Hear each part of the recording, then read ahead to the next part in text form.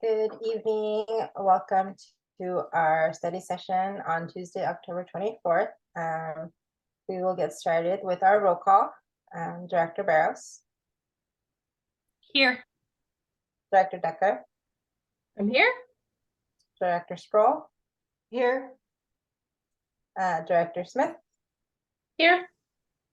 And I am here, and we have quorum. And I will turn over the meeting to Dr. Snell. Thank you so much, Director Zavala Ortega, and welcome everyone to our October study session. We have a lot of content for you this evening, so thank you in advance for your engagement and participation in that. I'll share my screen and just talk a little bit about the outcomes that we have this evening, and then I'll invite our first panelist, Avery, to give a quick update from the student advisory. So.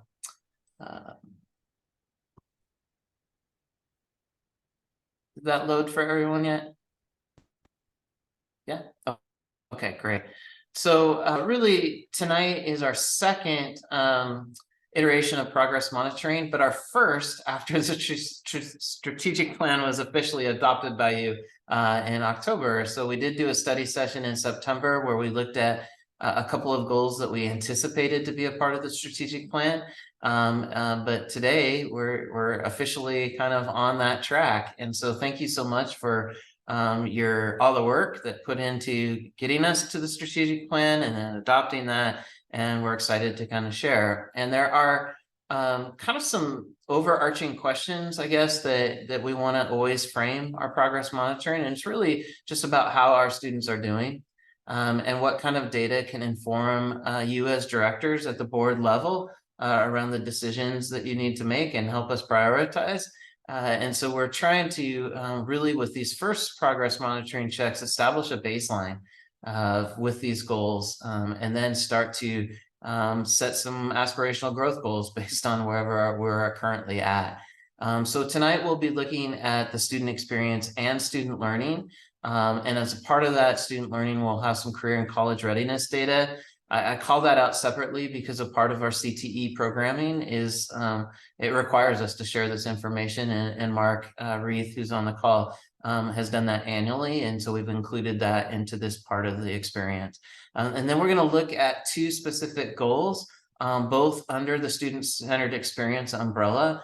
One is to develop and sustain a culture of belonging, safety, and positive student-staff relationships. And then the second one is preparing each student for the opportunities and demands of the next steps on their vision of a VPS graduate journey. And so we'll have a lot of student experience and learning data for you. And then we'll talk specifically about some action plans and goals that are in development. So that's the overarching kind of approach tonight. I think we do have a lot of content, and you as directors are always open and welcome to interrupt and ask a question, but also know that at the end of tonight, we'll also be having an opportunity to just kind of reflect on what you've heard. If we're on the right track with this progress monitoring information that we're sharing, what are you wondering about? What are you wanting to see in the future? So just know that you might also file some notes for that end of discussion that we'll have tonight. So with that, Avery, are you with us? Yes, hello. Okay, I'll turn it over to you. You can introduce yourself and why you're on the call tonight. Okay, thank you very much. Hi, everyone. My name's Avery, and I'm a co-chair for the Student Advisory Board. And this year, we've had 2 meetings so far, and we've really been, trying to jump right into it, picking off where we left off last year with knowing our research question and bringing everybody from different schools together to, figure out our next direction as the Student Advisory Board. So to start off our 2 meetings that we've had, we got to know everybody because we had a much larger group this time of Student Advisory Board members than we did the last school year. So we got to know everybody, and we started to, look over what we did last year and what we wanted to, bring forward and events we wanted to do and kind of where we wanted to go towards. Because since we're focusing so much on, making sure that every student belongs in school, we want to make sure that everybody in the Student Advisory Board feels like that's somewhere they belong as well. And so after we all felt like, we got to know each other a little bit more and, grown together as students, we started looking at the belonging data from the panorama surveys that every school in VPS has been conducting, and the one that they just finished recently, we were looking at the past ones from last year, I believe. And so we really just looked over all of the data to see, what areas we feel could be improved, and why that's important for belonging and empathy and respect among students and staff to be improved in our district, so that everybody feels that they belong in school. And so now that we've kind of looked at the past, we're looking towards the future of what we want the student advisory board to do with setting goals at the district and school levels. And that's what we're really going to be focusing on this next meeting, which is in a couple of weeks. We're going to focus on specifically by school, what is your panorama data say that your belonging levels are right now? Where would you like to see it? Maybe at the end of next year, or at the next panorama survey. How much would you like that to improve? Realistically, so that we can start working towards making sure that every student feels like they belong. And so that's what we're doing so far in the student advisory board, and we're looking forward to the future for actually implementing activities at the district level that bring students together, so they feel like they belong in their schools, in their grade levels, and in the whole of VPS. So thank you all for listening. Are there any questions with that? Okay, well, thank you. Thank you so you, much, Avery. Sorry, go ahead, Sandra. I cut you off. Okay. Just wanted to say thank you.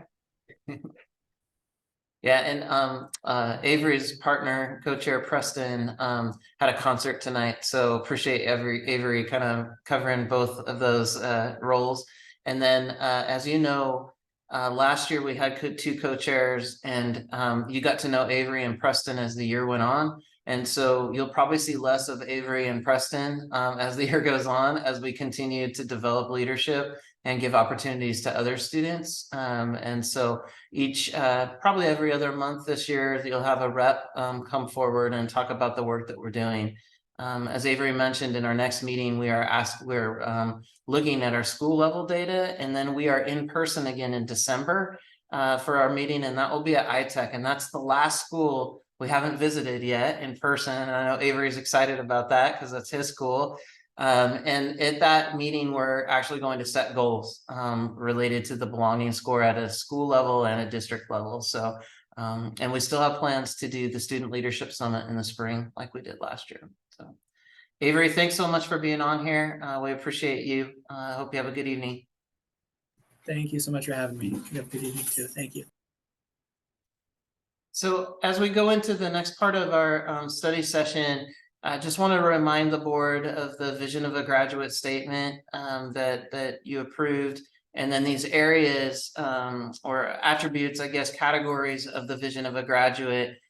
This is some of the first sets of data that we'll be sharing with you this evening when we look at being academically prepared, culturally competent, critical thinking, effective communicators, resiliency, lifelong learners, and engaged community members.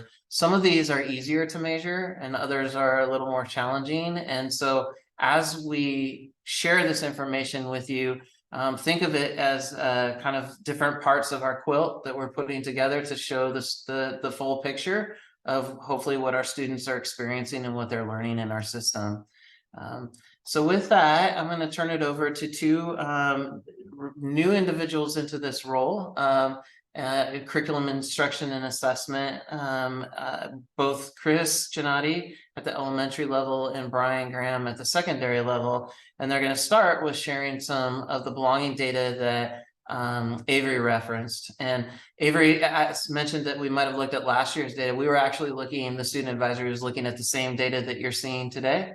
It was just not 100% complete because not all the schools had completed the surveys when we had student advisory. Now that window is closed, and so the data that you're seeing is the fall window and our grades 3 through 12 students and how they've responded. So with that, I will turn it over to Chris and Brian to share with you all. Well, thank you, Dr. Snell. Chris, I guess this is my first slide, right? And then okay, then so we'll just start rolling. We wanted to start with this first slide just as an overview of a reminder of what Panorama is. So it's a social emotional learning survey that we are giving twice a year to students, and it has different survey topics. that help us learn more about how students are feeling at school. I did want to give an update that this past August, we had a representative group of teachers, counselors, principals from all 3 levels come together and meet and review our survey topics. And we did some updates. So there's a couple new survey topics like self-efficacy, learning strategies, rigorous expectations that are new. We reduced some of the survey items overall, just monitoring the amount of time students are spending on assessments and surveys. And then we also moved the second window up into March instead of May. That way the data can be actionable this spring and timely for schools to know where kids are at, monitor the effect of their strategies, and celebrate the efficacy of things that they're showing growth with as well. So we're going to look closely at the sense of belonging survey topic tonight, just as a reminder, even though there's several different topics that come out in this survey. Chris, would you want to add anything to that brief overview? No, I think the other rationale for moving that spring window to March was to lessen the amount of time on assessments in later on from iReady and for SBA.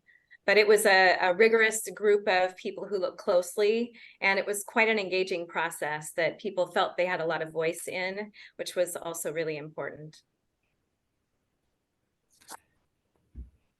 All right. So we're going to start at the elementary level, and thank you, Director Decker. We provided just a peek of who our 3rd through 5th grade students are who actually participated in Panorama. You can see the overview that we've got basically a 3rd representation from 3rd, 4th, and 5th grade.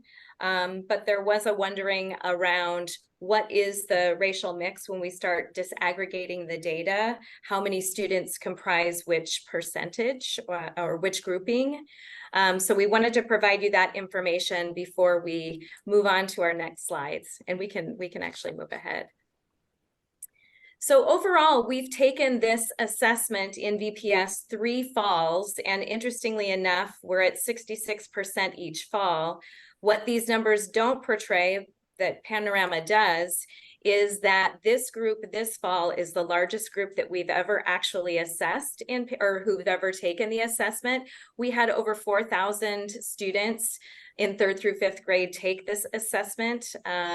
So 66% of 4,011 is a lot different number than the fall of 2021, when it was 66% of 2,500 students. So you can see that that's a pretty big deal. And we can go delve deeper. So where does that 66% come from? So there were 4 questions that fed into that sense of belonging for each student. And what school teams do when they look at this data is look at each of these questions and take note of what are areas where students responded favorably, and what are outliers. And certainly there are some areas where it looks like students have responded more favorably, more frequently. And certainly those are celebrations, but what teams need to do then is to look at, okay, how can you tell us more? For example, on how much respect do students at your school show you? 55% of students responded favorably to that. So one of the challenges for school teams and leaders like Avery and leadership teams is to delve deeper into the disaggregate data, but also to involve students in, are there certain locations where we're not seeing respect? What does respect look like? So there are lots of ways to engage our students in looking at this data. And it's really important to make sure that your teachers are connected so that they can respond appropriately. I wanted to draw your attention also to how much support the adults at your school show you. We had 73% of students respond favorably. There is an additional indicator within this survey around supportive relationships at school. And at the elementary level, 88% of our 3rd through 5th graders felt that they had one adult, at least one adult at school who was supportive to them. And seeing the tie of both of these pieces as a former elementary teacher and principal makes my heart very happy, because that's providing that sense of belonging is critical. But then as we delve deeper into sense of belonging, what does this look like for our students at different grades? And there was a 3% difference at each grade level, not much, but as far as feeling like that they were a valued member of the community. Something to think about as school teams and PLCs look at this information. What could this be about? And those would be questions that as a principal, I would make sure that my school teams during PLCs were looking at. And then next, as far as feeling that sense of value as a school community, Panorama built into the system disaggregates the data really nicely for us. So again, overall, 66% of our kids felt that sense of belonging, felt that sense of value. A lot of these numbers are really similar, but there certainly are some outliers to pay attention to. Director Sproul, it looks like you have a question.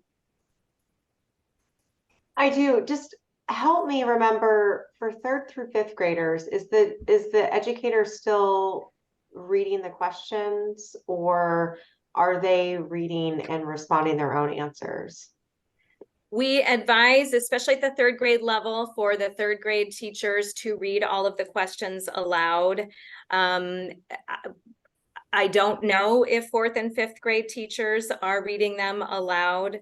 It was an option for them to do that but prior to that, we do send lessons out for teachers to review with their students that talks about some of the vocabulary that Panorama offers, so that students have a sense of what they're asking.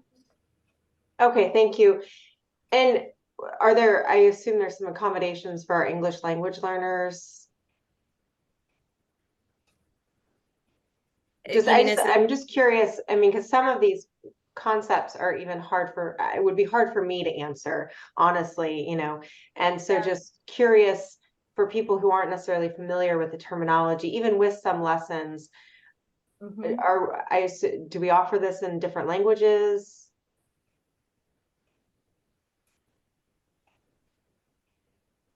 I do not know the answer to that. Well, that's fine. I'll follow up with some questions. I'm curious, just because I know that that's a growing population in our district. Absolutely, that makes a lot of sense. Thank you. It's a good question.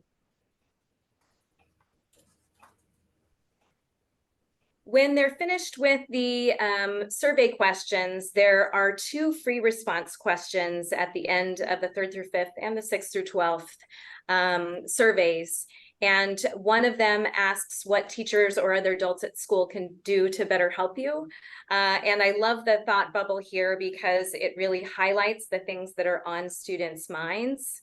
But I think I'll give you a moment to look at that, and then we'll have somebody go to the next slide, because there was a really interesting phenomenon that will also speak to some of our goal work academically. Because in both the question about what teachers or adults can do to help you and one thing you wish your teacher knew about you, the #1 response in both of those at the elementary level was math. We had 103 responded that they wish their teacher knew something about math for them, either that they want to get better, they have a hard time with it, or they really love math and they want more of a challenge. So that was one aspect. 208 kids responded that teachers could help them with math, that they could explain it better, that they give us a break before math. And then there were those who said, give me harder math. So we've got both ends of the spectrum represented in those responses, but it's clear that math is definitely on their minds. And as we look later, we can maybe see why. Okay, just as we get started on the 612 data, Chris, I didn't want to interrupt there. But did want to honor the question around translations. We did push out the Russian translation, the Spanish translation, and there were 6 others we could pick from as needed. And we're working on a Chuukese translation, and we've been trying to schedule multiple times with our in-house interpreters. And so that's in the works, and know that teachers do their best with all those sorts of accommodations with potentially running a small group with asking questions. So absolutely teachers would be doing the best they could in those scenarios. The slides are going to look really similar because we wanted just to have the same rhythm for you. And so you can see, again, Director Decker, thank you for asking the question around, how many students in each one of the groups? So we could identify that for you here as well in different percentages. Feel free to go to the next slide. Again, the through line of having 6 different data points is I think is really interesting, and just for school teams to have points of inquiry of what they want to affect. So sense of belonging is one that's important. If we were to pause for a minute and go, why is that even an important survey topic for us? Because there's other survey topics too, but really digging into creating the conditions where kids feel safe, where they feel like they're part of a school community, a classroom community, where there's adults they trust and respect, where there's peers they have connections with. We want to know how kids are feeling in those conditions, because that's like the first leading indicator for us to be able to have a strong impact on academic learning. So sense of belonging is key and critical, and something that school teams right now are looking deeply into this data. Let's go ahead and go to the next slide. And one thing I want to mention with that I wonder about when I see the data points, they're lower than the elementary data points. And so that just, okay, so I wonder about that, just kind of checking my own understanding and thoughts around that. And one of the things that we can do it's a little button check. It allows us to compare our middle and high schools to other middle and high schools across the whole nation that are in the Panorama database. There is 1,500 districts across the nation that participate. So although we might look at the question, how well do people at your school understand you as a person? And we see 43% responded favorably, which was up 3 marks from last spring. Okay, that's only 43%, might be a thought in my mind. How does that compare nationally with, and actually we land kind of right in the middle in terms of the standard deviation on the curve. And that's information we can share with you if that's what you would if you would like to see some of those graphs, because it is interesting as compared to, it's like how our high school kids responding compared to elementary school students. It's a little different. The other thing I wanted to add in here is that when we talk about responding favorably, kids are given 5 choices on each question. So kind of the least desirable, maybe a little more desirable, right in the middle, like the sometimes answer, and then more on the, okay, agreeable and very agreeable. And to get a responded favorably response would be only considered responding on the high end, not in the middle, just to have that context. There is one additional question for sense of belonging here compared to elementary. So instead of 4 questions, there's 5. And I believe it's the 4th question. How much do you matter to others at school? Which is pretty deep question and an important question. So glad that we get to have a lens on what our students are thinking and feeling, and for then school teams to go deeper into it. Go ahead and go to the next slide.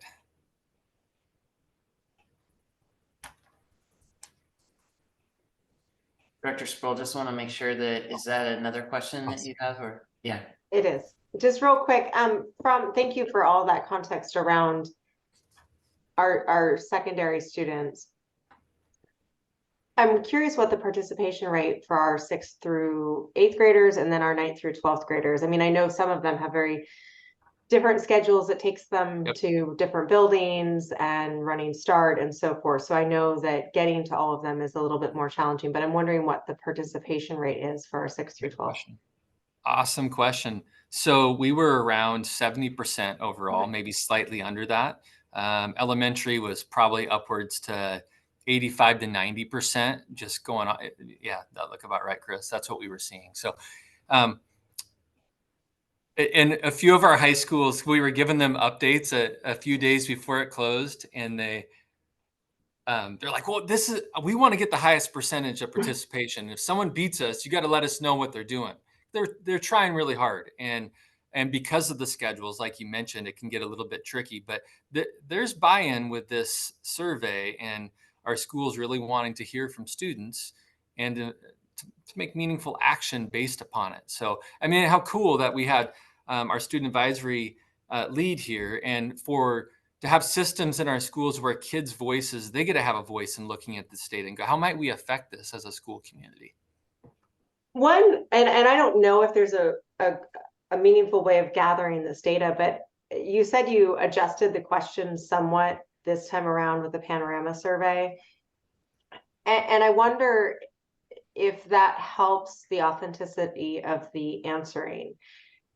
For instance, if you've answered the same survey for 5 seasons and you're a teenager, for instance, might it become a little rote? Like I just would be intrigued if there's maybe the student advisory could weigh in just in terms of if we do throw in or just change the nuance of some of the questions at times, if that captures a little bit more engagement. It's just a curiosity. Thank you. Director Barrows? Yeah, I had a couple questions. Earlier, when you were responding to Kyle's question, did you say there was like 80% response, or is that correct? For secondary, we were around 70%, and for elementary, 85 to 90% of students. Oh, okay. I guess I feel like, I don't know, like a couple slides before, I thought for like elementary it was like 33%, and like secondary was like 40 something percent. Maybe I was misunderstanding. I guess I thought that was like the rate of how many people responded. Maybe I don't think we displayed actually the response rate, but it's an excellent question. And so, yeah, just to be clear on that, the participation rate was right around 70% for middle and high, okay. and even higher for middle school. The secondary high school, I want to say it averaged out around 70%, maybe a little less. I think I thought I had seen somewhere like a 33% like response rate or something that made me think like that doesn't seem like very much. So I had made a question for later about how to increase the response rate. I think I read something wrong. Tracy, I think I read it as the 3rd grade was a certain like 31%, the 4th grade was 33%, and the 5th grade was like the remaining of the 100%. So I think I was reading it as like 31% of like of 3rd graders responded to the survey. That's why I was like, why is it so low? Okay. No, I had the same pause, and that's what I think. Okay. I apologize. Of the 4,111 students, 30 something were 3rd graders, 30 something were 4th, 30 something were 5th. Yeah, thank you. Okay, because that was one of my questions for later was how can we get a better response rate? But it sounds like never mind. So thank you. Okay, so sense of belonging by grade, so we were able to break that out, and maybe just kind of pause and take a look and see what that makes you wonder about, and look at across grades. Again, that's responding favorably. We have the same slide around different races. Another question I had here, I wrote down just to kind of add some more thought, and it's something we can produce at some point. I'm not, it may not have been ready for us, but are there other groups that we would wonder about?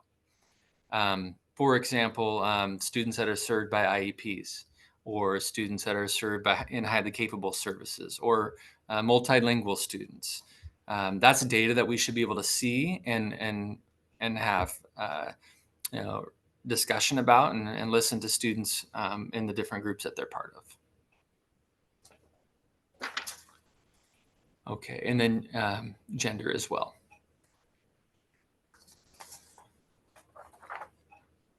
Thank you. I thought this was really powerful. Chris pushed me on this a few times, just getting into the student responses. And so one of the open-ended questions was what teachers and adults can do to help you. And this is a word cloud with the more bold and big the word, that means that word came up more often. So there were nearly 50 or 60 responses from students around the idea of listen. And here's one example of that. Listen and answer questions I have. Ask me questions to understand me. These kids are wise. They got a lot of amazing thoughts. The other one, check. Check on students more often. That came from one of our students. And then understand. Understand that sometimes I need help, that I don't always learn as fast as others. And just their voices coming out. And so pretty powerful statements. The next slide got me too. This one is around what's one thing you wish your teacher knew about you, and getting insights. So there was it was around 50 comments of students that they were saying I have ADHD and can't focus the best sometimes. That's an example of one statement. Another one was around anxiety. My mental health and anxiety can make things hard for me. Third one, I did want to identify that we have a group of humorous kids out there. It must have been something in a class and they all decided to say, I like cats or I like dogs, to see what would happen. So that was, actually it made me laugh, and it's kind of expected, having taught at different levels. I appreciated the humor of these kids, but I grabbed one from hard time. Okay, hard time, we had about 50 responses. I have a really hard time focusing on work and getting it done on time. And these are really authentic statements for kids that, when they walk in our classroom doors and our schools each day, to see them, hear them by name, asset, interest, strength. And I know that there's a lot of thoughts going on in our kids and their hearts and minds. So I think we're ready for the next slide. So I just wanted to connect back to what Avery had shared and the work that we're doing in student advisory. And so next week, we have a Zoom student advisory. And so we alternate week to each month, in person and Zoom. And so in the meeting next week, we'll talk again about the panorama data, and then we'll do breakout groups by school. And the schools will have their own data so that they see the same slides that you all just saw. And then they'll see their own school's data, and they'll, Luis Castro Cantanilla is an assistant principal at Fort, and he will kind of model what a conversation could look like at a school setting and what to make of that data. When we talked about the data, at the last student advisory, several kids said, like, we don't take this seriously, and so we had conversations about that, and they were like, wow, I didn't know that you are taking this seriously, right? And so one of their suggestions was just to increase awareness of their classmates on that we're paying attention to this, that we want to do something about this. And so that might be an action step that they come up with. But they are going to have a goal for the district belonging data at the secondary level. And so it's at 41% right now. We're going to talk about what's a realistic goal, how might we get there, and what are the action steps that we can do.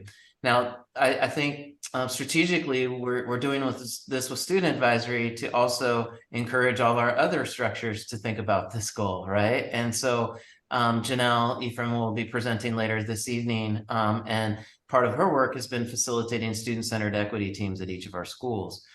So we're encouraging our principals to think about, if the students are having this goal, how do you integrate that into your student-centered equity team? And if they say it's important to get this up to whatever percent it is, then how as a school can we help them do that? And so I just illustrate that because I know sometimes strategic plans have a bad reputation of just being a binder on a shelf, or that this is already coming into action, right? Like what you've adopted is already translating into student action steps, staff action steps, and you know, the hope is that we see results improve as because of that. And so I think it's important to just highlight that. And then as other student advisory reps come back, they're going to be sharing with you like what they're working on at their school and what they're working on at the district level. And then I hope too that they might challenge you to think about what you can do to help them get that score up. So, and we know it's, you know, the score is it's just one reflection of what we hope that our students have a better experience each day they're with us. So that, yeah, Director Sproul. I just, one more reflection just on participation rates. I'd be interested, I know that students answer these, you know, with confidentiality, but if there was any way to extrapolate trend data on who's not participating, just, you know, whether it's by school or by demographic, because I think the challenges of high school schedules, particularly, I mean, 70% is not shocking at all, but I'm just wondering who we're not hearing from and what that experience could be. Thank you. Director Decker? I just want to say, do you want us to reflect on this panorama data now, or wait until the end of all the presentations? I think either or is fine. Okay. We've tried to chunk it so there's some natural places to maybe talk Right. about. So is this a natural place? yes. I'm just trying to make sure, because I'm trying very hard not to, you know, do me. So there are two things that just jump out at me in looking at all the data. One, Brian, had to do with the ADHD. As a person who, you know, when I was at school, it wasn't a diagnosable thing, but I came to realize that I do indeed have ADD. And then how impactful that is on a person's learning or inability to learn and focus. And as a matter of fact, and I forget who did the research, but the gentleman who did the research, that he put out all of the different factors that could influence how well a student learns, and like how many years it would help them learn and how many years it would, and I forget the name of that particular researcher, but the most impactful thing in a child's learning is to have a dedicated teacher. Thank you, Jeff. Patty. And then the biggest negative factor in a child's ability to learn isn't poverty. It isn't a dysfunctional family. It isn't all sorts of other things that we would think. The biggest negative factor, and I couldn't believe this, but I can, being that I also deal with this, was ADHD. It takes up to 1.5 years of learning off of their learning progression.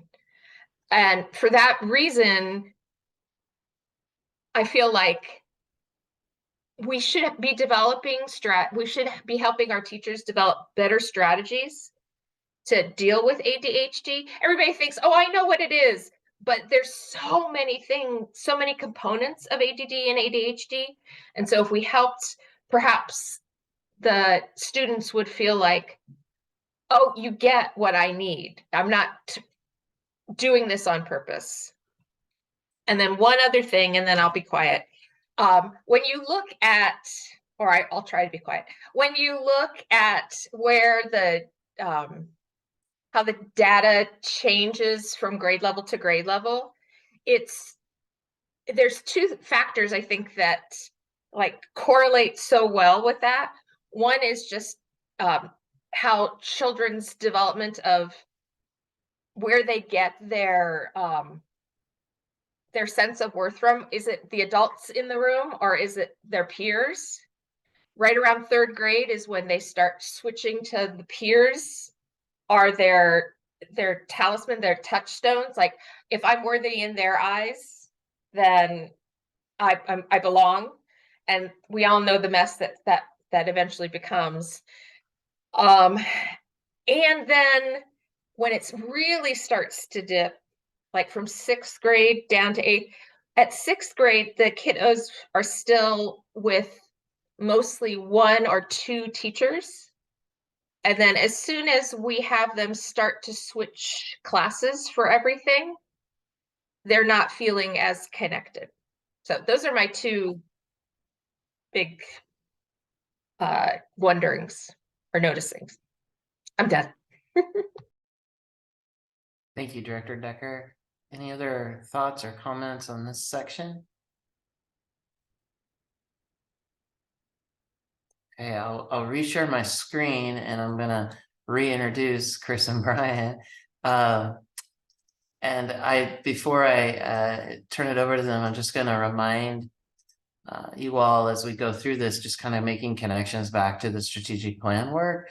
And so the next set of data, I think, is an opportunity to look and to think about these categories that we said are really important and how we're going to determine over time if we're making progress in our growth in these areas. And so we're going to look at some state assessment data, and then we're going to look at some iReady data.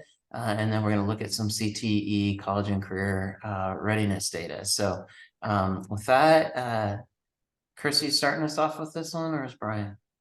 I believe that I am. Yeah, yeah. We are, you know, as you know, we are new to this role and really excited. And as we took a look at this very high level data at the end of last year and this summer, and have reflected on iReady, we'll follow up our presentation with some of our vision and the work that we're planning to take forward to benefit our students ultimately in their experience at school.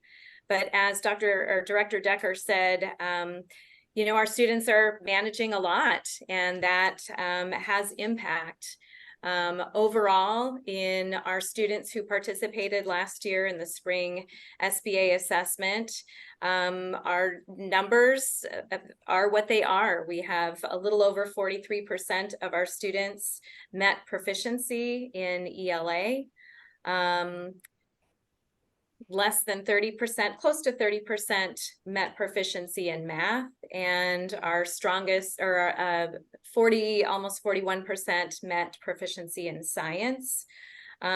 These are not up to what we were pre-pandemic.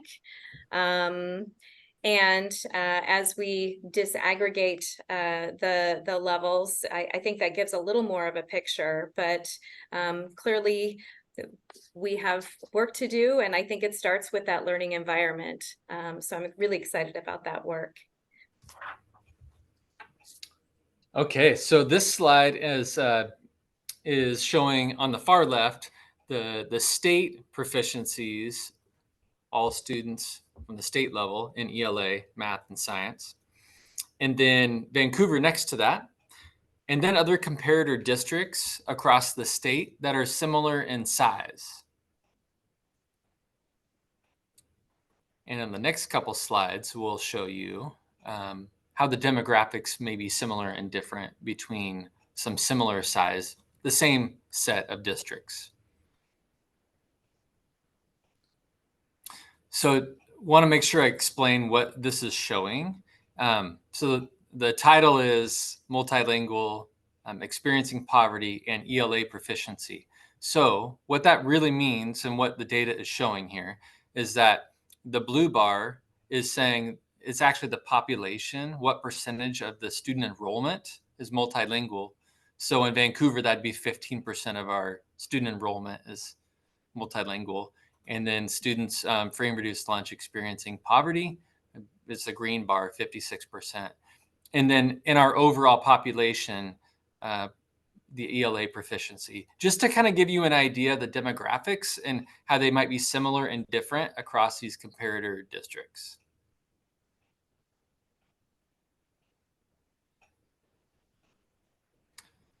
And, oh, Chris, I just kind of kept going. Your Honor, I think that's fine. Okay, so just for consistency in the big picture on this, the same slide for mathematics in terms of multilingual enrollment percentage, experiencing poverty, and math proficiency across the same comparator districts.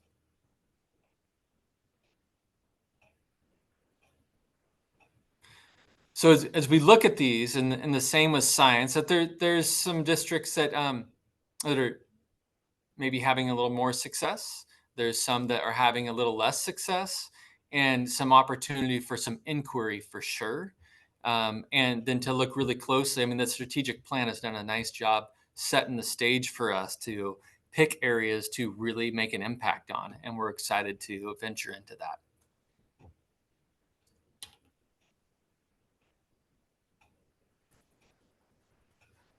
Do you have any questions about that high level data?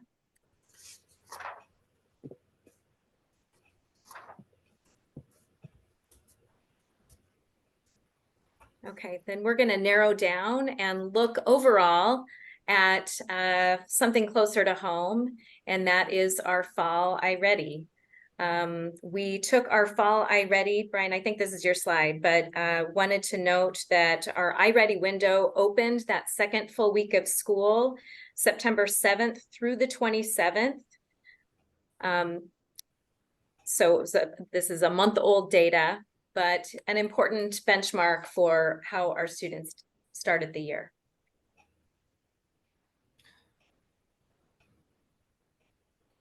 We wanted to provide some overview of some trend levels, but starting with this fall, give you an indicator of how our students started the year. And Director Decker, I think you said something about third grade. There are definitely outliers as you look overall at fall data. This is benchmarking, and this is the data points at which we will measure growth from. This is the measure at which teachers look to create interventions, design lesson plans, work on enrichment. But let's delve a little bit deeper and look at some bigger trends.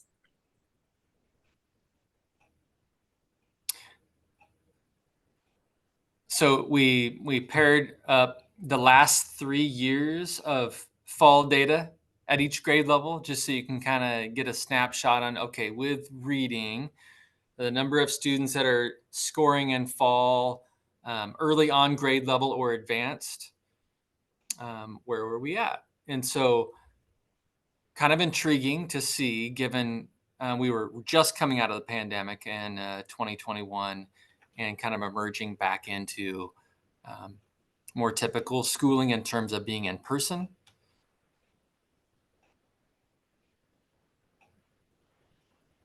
And that third grade data point is an interesting one. It's certainly one that popped up to me. There's one in math up here in a little bit we'll look at too that just makes me curious to want to know more.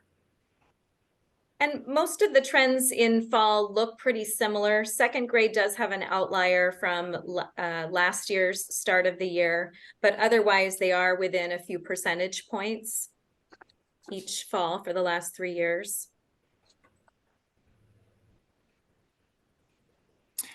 And just to describe this overall picture that we look, we're going to go into math now, is on the far left, the green is more advanced or above grade level than early on grade levels, basically saying it looks like the student on this assessment is about on grade level. And then we get measures around one grade level behind or they're below. And then the 2 or more, 3 or more grade levels behind is in the red. And those are certainly areas where grade level where school teams and grade level teams taking a tiered system of instruction are making sure we have strong core experiences and providing interventions for kids. That's part of the school work that we're doing. Well, let's go ahead and take a look at the math data here now. I think Director Sproul has a question. It was actually on the last slide. It would be interesting for me and potentially other directors, just for context, maybe like fall 18 or fall 19 numbers, just to see kind of that pre-pandemic, where we would typically start a year. All of these kids that are in our system now have been impacted in such a significant way. It would be nice to know a benchmark. We can get that for you, Kyle. Thank you.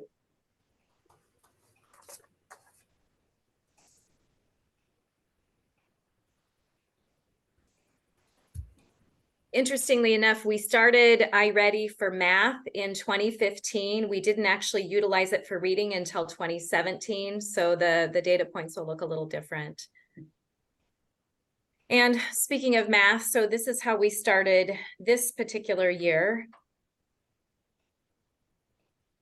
And there's one one giant outlier in the midst of all of this. Yeah, it's so curious too. Chris, in our conversations, one of the things I've kept in my mind is like, with Smarter Balance, with iReady, when when you score proficient or on or above grade level, like it's hard to fake that. There's enough questions involved that it's hard to fake it. We certainly miss kids that know more, that maybe haven't demonstrated in that segment of time or on that day.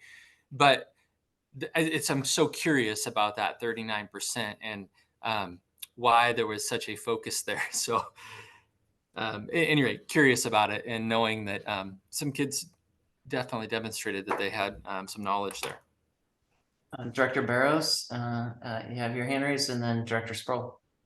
Yeah, can you remind me with iReady, when it's saying either you're, at grade level or early on grade level, is it, especially like with the fall data, is it comparing to like the end of the year benchmarks? So like in third grade, for example, or whatever grade, we wouldn't, obviously, our goal would be to have 100% at grade level, at the end of third grade, but we don't expect, if it says they're at grade level, that's end of the year standards for fall, or for in the fall, they're meeting the end of the year standards, not necessarily where we would expect them to be for fall. Is that correct? That's correct. Okay. So I'll jump in. I have one more question going back to that last slide, just looking at the outliers, and it leads me to my questions with the panorama data around participation rates in high school. I know that, again, scheduling makes it difficult, and we struggled last year to get high levels of participation, but I'm curious what % of our high schoolers participated. Yeah, I would say that's an area when you look at the K-8 participation, engagement, and meaning making with iReady. There's been more momentum and a longer history of it, and there's other resources within the program that support teaching and learning at the high school level. It's not as robust, and I guess what I would say is that what I've heard from the schools and leaders and teachers is that perhaps we're looking at what might be the best ways to know how kids are making progress or not, and that iReady may or may not serve that function. It's something that we're looking at closely in terms of the assessment system. So the participation rates are much different than the elementary and middle. And I know, in high school, there's a point at which our secondary students test out. They're no longer even eligible for the assessment. Is that correct? Like once they reach certain mastery, like they've tested out, so they wouldn't even be eligible to participate, from my understanding. The ELA assessment does go up through the high school. For mathematics, it tops out more at that end of algebra. So geometry and algebra is relevant. Okay.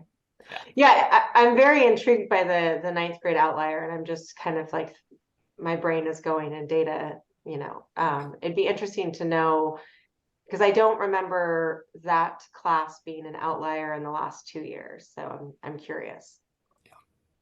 Well, it'd be good to watch them over time as 8th graders and 7th graders as well. Well, and that's, I think that when I look at this data, it's wonderful to see, and I appreciate all the disaggregation, but also looking at, if we're looking at the fall from the last 3 years, what also how those students finished each year, what their spring was, and perhaps that's a more appropriate thing to do this spring. But it is that comparing that growth year after year would be really insightful for me. Yeah. I actually have some connections, Kyle, to what you were saying. As we look at the past 3 years of iReady fall trend data, I was looking at fall to spring to look at those growth trends. And there were some interesting things that I just made as observations at the elementary level. Numbers and operations was the area in which made the most gains across levels. However, 5th grade tended to make the biggest gains in measurement and data. And the thing that I found most interesting was that 1st grade actually in all 3 years made the biggest gains in algebra and algebraic thinking. And as I thought about that and thought about 1st grade's focus on using models, mathematical models, and using manipulatives and substitutions to solve problems, it actually makes sense that they would make a lot of growth in that area. We can disaggregate that further for you, but I thought those were interesting trends at the elementary level. No, those are fascinating. I appreciate it. I think for me, what's always hard in fall data is there's the summer learning loss, which is a factor. And so what's always most exciting to see is that progression from fall to spring which is way more what we can control, is what's happening in the classroom and how that's impacting student outcomes. Yeah, that's a really good point. That's a really good point. Another dynamic in looking at the data, I want to go back to reading. You don't have to change the slides. We definitely saw across all levels at elementary level that certainly in 1st and 2nd grade that phonics is our biggest area of deficit. And at 4th and 5th grade, while still kids are focusing on comprehension and vocabulary, the kids who don't have phonics don't get phonics in a really big way. 1/3 of our 4th graders overall 3 years, they remained in that red area of needing phonics instruction, and 1/4 of our 5th graders in those 3-year spans. So that's trend data. I see Dr. Decker's hand. Director Decker. Oh, you're giving me a lot more credit for my background. So I just wanted to bounce off of what you just said, Chris, because you're the one that introduced me to the knowledge gap and knowledge matters. And that has had a huge impact in the way that I've been thinking about how we're teaching kids. And when we looked back at the how the 3rd grade, like they seem to top off in reading and then drop down. And I will say that I had never looked at the SBA 4th grade tests before until I was doing a long-term sub during the SBA testing. Those tests are ridiculous, I'm just going to say, but it's all about comprehension. It's all about, do you understand the vocabulary? Can you comprehend this text? And so looking at that in light of what you gave to me, the information you gave to me, it's not surprising that our test scores go kind of up a little bit each grade level and then drop in 4th grade. And I think that's probably the trend across the country, is we're teaching for skill, teaching for skill, teaching for skill. And then all of a sudden we're teaching for comprehension. And because the skills haven't, kept up, and then we've not given them any background knowledge, you can't test kids without background knowledge, then the scores drop again. So it's not surprising. And it's your fault that I have that in my pocket now.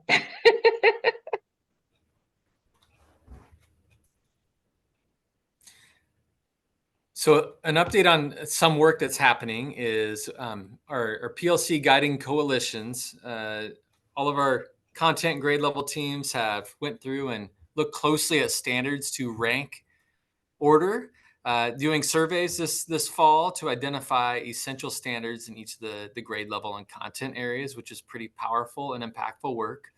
I want to just connect with that in a pilot that we're doing at Hudson's Bay High School.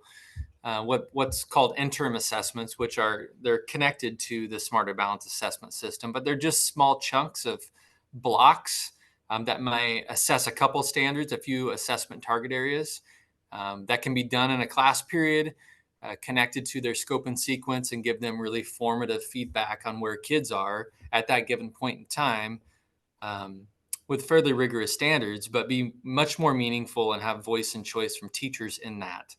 And so the Algebra PLC, Geometry, English 10 have all selected interim assessments that they're going to be administering in their scope and sequence, doing a PLC data dive around, and then analyzing and reflecting the plan for instruction. And that really connects to that work of essential standards, some common assessments that also are within a platform focused on the state standards that we're having kids learn.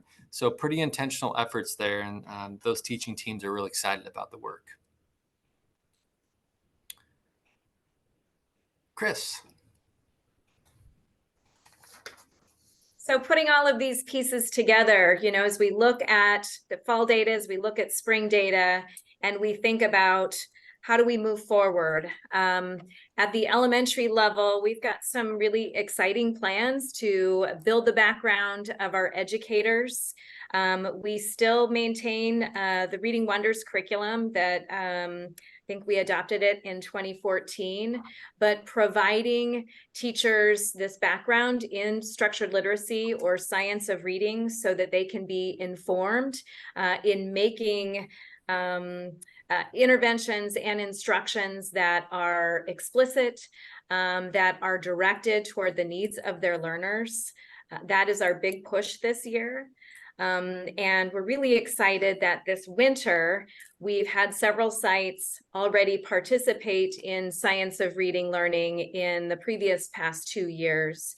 And they are going to lead some learning labs where educators from other buildings and principals can go and visit and see some of these explicit literacy learning routines in action so that they can take this new learning, see what's going on, using curriculum that we already have and resources that we already have to help our learners make meaning in a way that their brain can make sense of it.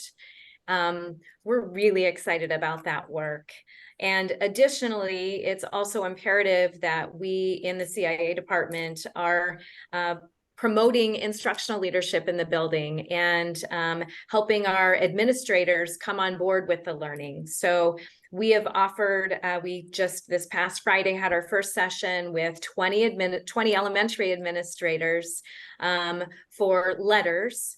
And Brian, I think you actually participated in this training in your previous district, but it takes that science of reading and promotes it in practice that an instructional leader could then look for in their classrooms.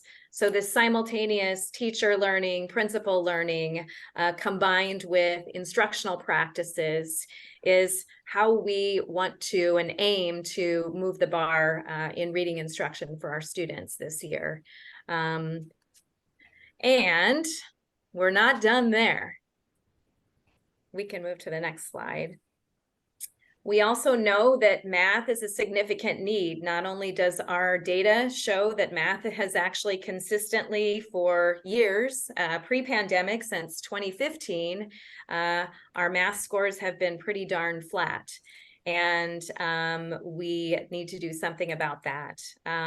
We have had Eureka since 2017, and it's a rigorous curriculum that is aligned to Common Core state standards.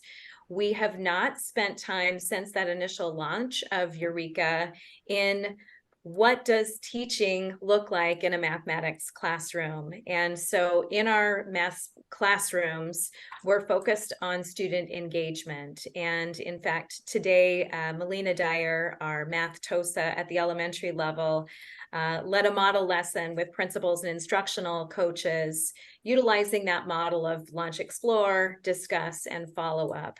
And the important part of this is that not only is math rigorous, it can also be fun, and it must involve student voice and activity and action and manipulatives and lots of student talk. What we as principals and coaches found today is that immersing these strategies actually takes the threat and the risk out of participation in math, and it allows students to use language in new ways. And heck, it makes math a whole lot more exciting. And when we can make math accessible to kids, I think we'll have far fewer than 208 responses on Panorama and 107 responses in Panorama saying that math is a hardship or they need harder math. We also know that the model of professional development is most impactful when it is job embedded. And so we have our TOSA who has her boots on the ground, and she's working directly at schools, designing custom professional development, working alongside with PLCs, running learning labs. In fact, she was at Hauk. They just finished a first learning lab, or maybe they're finishing it tomorrow, where they have their list of look-fors. They are walking around to different classrooms, marking what they see. Then they come together and do some reflecting and planning. And as a PLC group, I don't think there's anything more powerful than work in action. So we're really excited to be able to offer that. And again, keeping the principal in mind, providing a sense of really essential look-fors for the instructional leader as he or she is walking around in math classrooms to engage students and ensure that students are engaged in math. So this is big work. We've got an amazing team, and we're really excited about what's ahead. So well said, Chris. It's been a pleasure to team up with you and re-energize the focus around instructional practice. Oh yeah, you were giving me the right back at you. Okay. And just wanted to connect with that instructional look-fors. Our ML team did a great job leading the way with that at a K-12 meeting we had recently. And that's the same lens we're looking for in mathematics, is to make it real clear around what we would hope to see in mathematics classrooms with kids learning and teaching moves. And so that's exciting because both our elementary and secondary TOSAs are working closely together on that. I also want to just name this a real important philosophy around investing in teacher leadership. And so we're starting with the Math Fellows, and it's a teacher leadership network where 4 times a year we have teacher leaders from elementary, middle, and high schools all going to the ESD, doing regional learning for the day, facilitated by the math coordinator there with our TOSAs, reflecting on the experience and then bringing that back to our district and really trying to cultivate the roots in all of our schools around what mathematics teaching and learning looks like. That's kind of a blast from the past for anyone that remembers the math cadre, but we're bringing that back and hope to be able to replicate that in other ways. But I'm going to be concise on my words right now. I think the board had a chance to see some of the work that Rose Nelson has led in terms of the Library of Congress grant, just really innovative work with primary resources, learning from historians. Again, teacher leadership, helping design that learning. I'm going to leave the tiered supports for another time. I've mentioned our guiding coalition work of looking at priority standards leading towards common formative assessments that just allow teachers to provide timely feedback for kids and for instruction to change. The last piece is kind of a setup for you, Mark, our CTE director. There's some pretty amazing work happening in course design, integrating CTE, STEM experiences, and really looking at student engagement. He's probably going to touch on that. If he doesn't, he can tell you another time, but it's really exciting work for us looking at how do we engage students, especially as they get into those middle and high school levels, because we can, and we are getting better at it, and we'll do great. There's some other opportunities coming up soon that I would prefer to report back out on a later time around standards-based grading and master-based learning pathways. But there's a lot of exciting work in terms of teaching and learning, and glad to do it alongside with Chris.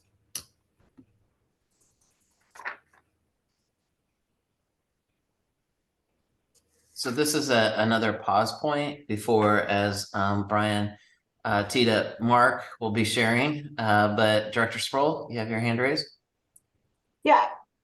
So this is about future, when we look at student achievement, I'd be really interested, since this board has leaned in heavily to dual language, if there's an opportunity to look at dual language specific achievement data. I mean, now with 5 programs in elementary school, just looking, this was so helpful tonight, and this was a great, I loved that we were looking at the data, but then also the action steps from that.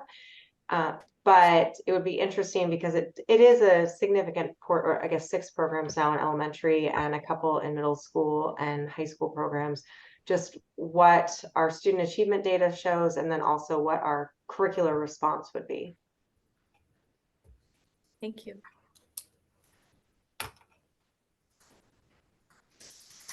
Okay.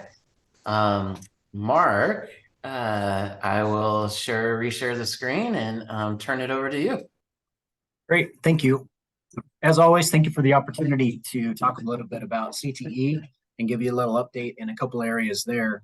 And then I'm also going to touch on one of the initiatives in the career and college readiness area too. So one thing that I do want to share is, while the district was moving down a path around creating and adopting a strategic plan, as you know, directors, we also were doing the same for CTE. We're required every 5 years to develop a 5-year strategic plan.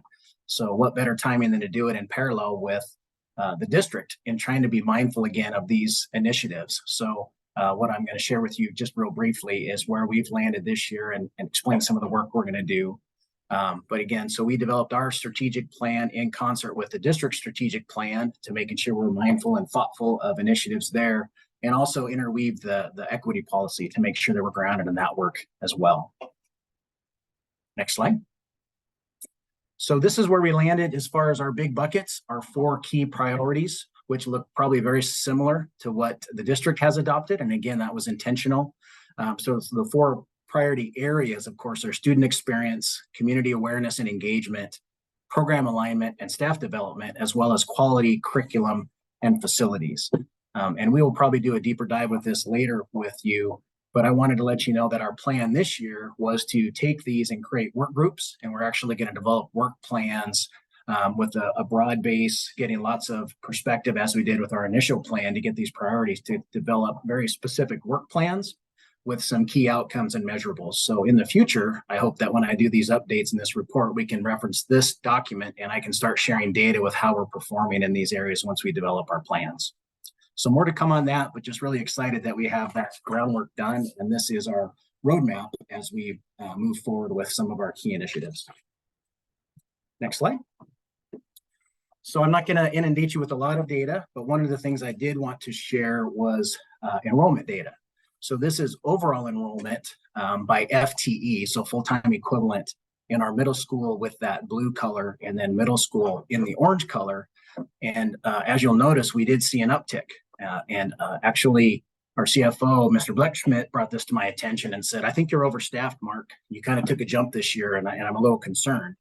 And what I was excited to tell him is that I can absolutely tell you where that uptick was. And this kind of is the lead in that Mr. Graham gave me, was where we've actually increased in teacher FTE and student enrollment is in our applied math initiative. So a couple of years ago, when we started investing in this process and looking at a CTE way to introduce algebra and geometry and develop training and develop a cadre of teachers, we went from 1 teacher to now this year in 23-24, we have 2 full-time teachers at Hudson's Bay. We have 1 full-time teacher at Fort, 1 full-time teacher at River, and 1 at Skyview.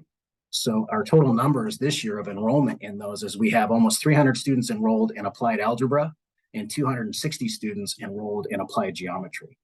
And as Brian alluded to, some really exciting work around that is we have leveraged a grant with our partners at OSPI to engage one of our faculty or one of our staff member TOSAs to work in concert with Dr. Stembridge to really bring that CRE, that culturally responsive education, into this group and this PLC. So we have this cadre of math teachers teaching this applied math that's grounded in standards and standards assessment, also being infused with the culturally responsive education as they grow as leaders and as instructors. And again, very intentional that as we expand opportunities for early college credit in the high school, which I'm going to speak to a little later, we think it's imperative that as we diversify these classes and that these teachers have the background to be able to welcome these instructors and these learners where they're at and help meet their needs where they are and understand more about them as they come into their classrooms. So again, really excited. We'll certainly update you on the progress of that. Our hope would be that we start with this cadre of applied math folks and move into other areas. Thank you. The next part is, this will be a brief overview. And you saw this initial data last year, but wanted to give you a wrap up of our career connected learning, which is a key component of what we do in CTE. And in this, you'll notice there's two big categories. The work experience, we have 115 students. And what I want to highlight there is these are students that are currently working, that we're enrolling into courses so that they can get credit for that work. And again, you can see last year we had 115 students with over 33,000 of work hours that earned 67 credits. And this is an area that we hope to expand this year with a new staff member that's going to grow it. So you can see we already have 70 students enrolled this year, and I would expect us to be well over 200, maybe even to 300 students that we're going to recognize that are working and give them credit for it. The next category around career choices and work-based learning, those numbers look pretty big for the on-campus experiences, but what I want to emphasize is that every one of our CTE courses is required to report data on what work-based learning experience happens in the classroom. So that could be everything from a series of classroom speakers all the way up to a student developing their own business. So the reason those numbers are high is because every student has some type of experience around work-based learning. The last piece I'll note here is the internships. You'll see we continue to have the partnership with LSW and their design commission. That is an unpaid experience, but if you remember a couple of years ago, we made an initiative to try to honor students in their time and their work time by giving them paid work experiences. And this last year, you can see we had 136 students that completed a paid internship, and we hope to build on that. The nice part is we initially used our funds to pay these students to ensure that all students had the experience, but now we're seeing more businesses step up, and the businesses are paying to have the students in their employment during that time. So as we grow, we of course will ensure all students have a paid experience, but that's also going to increase to have employer participation. Next slide. And as we talk about student impact, I talked to this young lady who gave this thank you note to the instructor, and I just wanted to highlight the impact that we're having. So this is a student that's currently in our Core Plus construction program at Hudson's Bay High School. And I know that's difficult to see, so I'll just read it. It's real quick. It says, Dear Gunderson, I will always appreciate everything I have been able to do because of you. 3 years ago, I was planning on dropping out. I was struggling with everything. I moved to Vancouver and my life has done a full 360. You already know you're my favorite teacher. You're also one of my favorite people in general. Your class has really helped me figure out who I want to be. This was such an amazing program, really fun and totally recommended. I made so many connections and friends. I'm so excited for our upcoming projects. Very excited for skills this year. Thank you so much for everything you have done and for us. Sincerely, Stacy. And again, this is just a small example of how our programs can have an impact on students. So thank you for letting me share that. Okay, I'm going to move over into this next part. And again, this is exciting. So as you know, we have been working to create a way to expand opportunities for students to earn college credit in high school. We offer a lot of things, but we focus in on college in the high school, where the students are taught college curriculum in their high school by a high school staff member. And I'm going to take you on a little journey to tell you how we've expanded that over the last couple of years. So we started in 2021, 22. Kind of looking at this initiative and noticing where we're at. And baseline was we only offered, and again, this is specifically right now talking about Hudson's Bay and Fort Vancouver. We do have other classes in other buildings, just not very many. So in those two schools, the only offering was at Fort Vancouver High School, in their, it was an AP English class, and that was through Eastern Washington.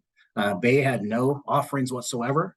And we did get a small OSPI grant to help supplement students who are on free and reduced so that we could pay for their tuition. But however, students that didn't meet that requirement, we're having to pay the tuition for this. It is reduced, but we're still looking at $300 to $500 per student for the credits that they earned. So that's 2021, moving into 22, 23. Next slide. we expanded. So as you can see, this was intentionally pushing into Hudson's Bay High School. So we enhanced or continue to offer the English 101 and 107 at Fort, but then added the pre-calculus classes, the math classes through Eastern Washington again at Hudson's Bay. And again, the nice part about this is as we are expanding these options, we were very concerned about how students would be paying for these. With ESSER funding, we were able to say that students in these courses, regardless of the socioeconomics, are going to get their tuition paid for, which was a luxury at that time. We also leveraged some Gear Up federal funding to help support students in those target areas too. So in this year, the students that were in those classes, their full tuition was paid through grant funding as we looked to expand. Again, the worry was, how are we going to pay for this? But the good news was the Senate bill dropped in the spring that was proposed to pay for college and the high school for all students who were enrolled. So when that dropped in the spring, it was time to go back to administrators at these buildings and say, how do we expand? So that moves us to 23-24, which is this year, which is pretty exciting. You can see we added a bunch of new classes. So at Fort Vancouver High School, we added the English 201, the Spanish 170, history class, a couple sections of that. And then also in Hudson's Bay, we added a psychology class. And I will say we had more teachers and more opportunities in the pipeline, but for several different reasons, they didn't pan out. It might be teacher qualifications, or it might have been lack of follow through on an application. So we learned some lessons on how we are going to scale up, how to support teachers, but this is what we ended with. And again, the good news is that with the new Senate bill, every student that's enrolled in these classes that earns the credit, earns the right and the grade, is going to get these credits on their transcripts and paid for. Parallel to this, we're looking at all of our different types for students to earn dual credit or early college credit. So that has begun. We're looking and evaluating at the impact. But I'll go quickly through these two. Just wanted to highlight current classes in college and the high school at Fort and Bay. So next slide. So we tried to pull some demographics from this with the help of my colleague, Brian Matheson. Dr. Matheson helped me pull some of this data. So you can see in this one class at Fort Vancouver High School, current enrollment, 44 students are in this one class. And this class is going to meet an ELA requirement for grad pathways, again, trying to be intentional. And as you can see the demographics there, and we found that 27 students with a home language other than English. So as we talk about increasing opportunity for more groups and a more diverse group, I think this speaks to that. The next slide also speaks to it. So this is another Fort class, and this is a couple different offerings in history. So total impact, 312 students are going to have the opportunity to earn the credit if they complete the course. And in this group, you can see the demographic breakdown, but 34 students are in that same category where there's English they have a language other than English spoken in their home. And then finally, real quick, this is also having an impact at Hudson's Bay High School, where we pulled data from the AP or the Psychology 101 class. And again, small numbers, 46 students, but you can see we have a good representation of the population at the school with 27 students in that same category. So I know that was quick, but again, wanted to demonstrate that as we expand the college and the high school and we try to encourage different students into these classes, that's the reason why I think we need to be interested and focusing on that CRE as well to make sure that they're ready to welcome the students.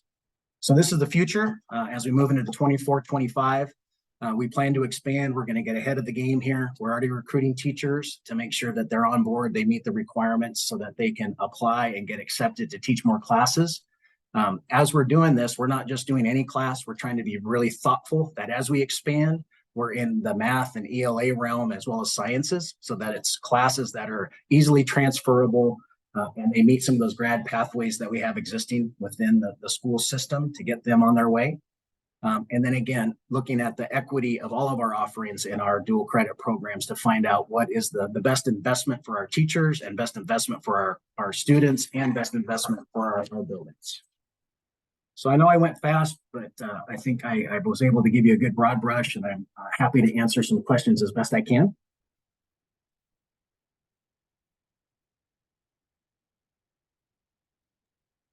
Real quick clarification, the last three slides showed courses that were kind of dual coded, like AP Psychology and then EW. Is it sorry, it was before that. So that's that class, it's like dual coded, or is it equivalent to an AP, or they have the option of taking an AP exam? Currently, they have the option for both.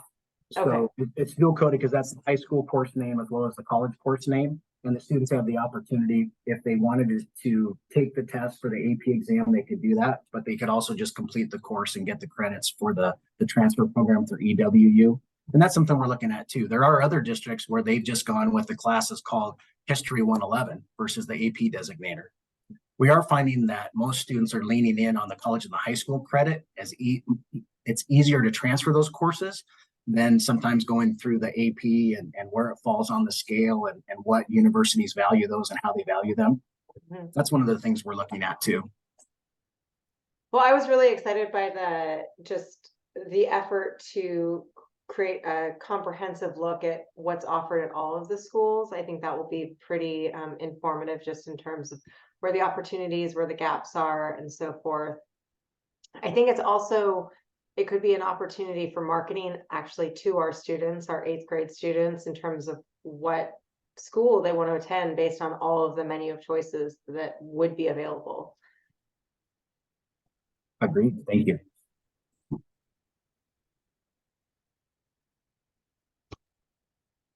All right, Mark, thank you so much for the update and really exciting news about opportunities that kids are taking advantage of. When you look about the range of some pretty rigorous academic courses blended with paid internships like that, we go back to the vision of a graduate and those qualities that we're looking for. I think this really hits on a lot of those. So appreciate the work that the team's doing in that area.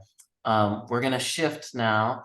Appreciate your hanging in there with us. I know it's a lot of information, but our last part of the agenda today is to give you an update on 2 of our goals. And so Executive Director Janelle Ephraim will walk you through a student experience, centered experience goal 1. And then Executive Director Bill Ullman will walk you through the work plan and where we're at with the second goal in that area. And I think that Janelle is also going to be joined by Andre Harganani, Director of Equity, as part of the presentation. So Janelle, I'll turn it over to you and to Andre. All right, thank you. Thank you. Good evening. As Dr. Snell said, we will be providing you with an update around the work that we're doing for our strategic plan, specifically around our student-centered experience. And he's already welcomed Andre. I just want to welcome Andre as well. We enjoy working together as a team. You'll notice here that this particular goal around student-centered experience, we're going to share some sub-goals. We also are going to share some baseline data with you and some of the action steps that we're doing to support this goal. This goal in particular is around designing learning experiences that motivate each student to realize their potential and love for learning. And we want students to see themselves represented, supported, and loved through engaging curriculum, instruction, and have high expectations for their ongoing success towards our vision of a VPS graduate. Next slide, thank you. Our overarching goal is to develop and sustain a culture of belonging, safety, and positive student-staff relationships, while our supporting goals, 4 in particular, the first one is to increase access and inclusion for underserved and marginalized students. Later on in the presentation, we'll share some of the action steps that are aligned with these sub-goals. The second sub-goal is to strengthen access to necessary support systems for each student to thrive in our school communities. We want to strengthen support provided to students and families for transitions through grade levels, schools, and graduation. And our last sub-goal in this area is to ensure student behavioral expectations are clear and discipline outcomes are equitable. And as I previously shared, we'll share some action items that we are doing to support these goals. Andre? Thanks, Janelle. One of the protocols we use is the 5 why protocol, so we can really help us understand the importance of these goals, and where we actually ask ourselves why 5 times, right? So why is this goal important? Because students thrive within a culture of belonging, safety, and where positive relationships exist. Well, why is that important? Well, we want each student to thrive so they can reach their maximum potential. Why? When each student grows and reaches their maximum potential, we fulfill our fundamental purpose. Why? Our community expects us to fulfill our fundamental purpose. Why? When we fulfill our fundamental purpose and produce successful graduates who positively contribute to their community, our entire community benefits. So this way we start to dig a little deeper and recognize that this isn't just something we want to do, this is something we have to do. All right, thank you, Andre. As we explore these goals this year, we're collecting baseline data in most of the areas, as this is a baseline year. As I share our measurable outcomes, you'll note that the through line with most of these measurable outcomes is that our equity priority communities, there's a specific focus around our equity priority communities. With our outcomes, we aim to increase the percentage of students experiencing supportive relationships, self-efficacy, and belonging, and decrease disproportionality for our priority student groups, equity priority student groups. We want to increase the percentage of students attending 95% of the time.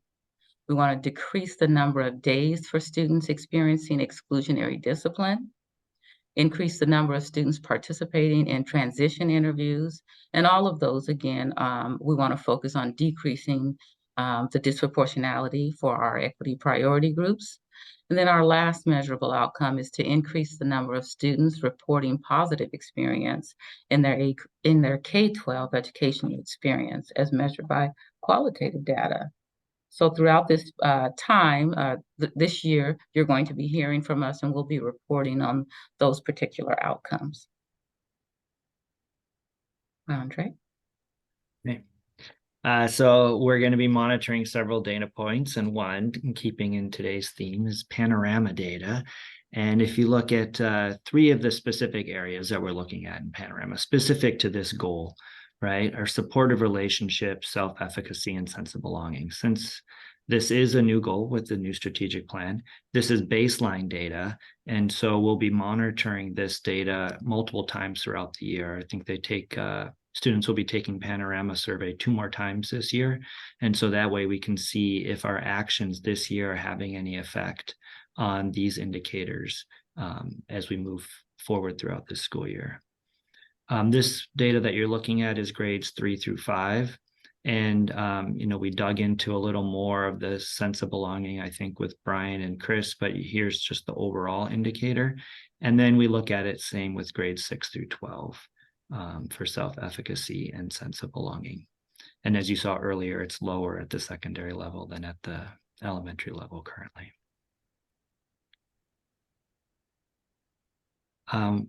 Other things we're monitoring are the actions that we're actually taking to meet these goals. So one of our actions was to provide professional development on cultural competency, diversity, equity, and inclusion. So before the school year started, there were a couple of pre-service days, and one of those days on August 24th was completely dedicated to cultural competency, diversity, equity, inclusion. That's link in this slide deck.